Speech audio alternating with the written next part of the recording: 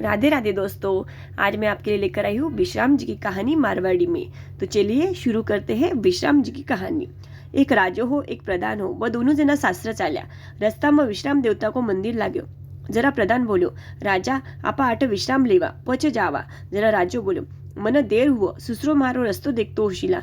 લુગાઈ પંચાયતી લેર ઊભી હોશીલા, मैं तो जाऊँ। जरा राजो चले गयो। प्रधान विश्राम देवता का दर्शन कर्या, विश्राम लियो और पचा अपना सासरा ने निकलो।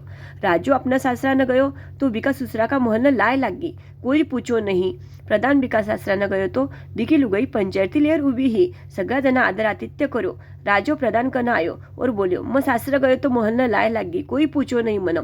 जरा प्रधान बोल्यो, मैं तो थाने पहली ही बोल्यो हो, विश्राम देवता का मंदिर में विश्राम लेवा थी सुन्या कोनी, जिकऊ यान हुयो। मैं तो विश्राम देवता का मंदिर में विश्राम लियो और निकलियो। राजू भी बयान कर्यो।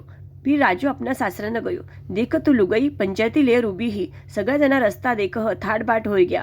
प्रधान न दियो बयान सगळा न दीजे, राजा की फजीती करी बयान कुना की मत करजे, घटती की पूरी करजे, सुहाग बाग अमर रखजे।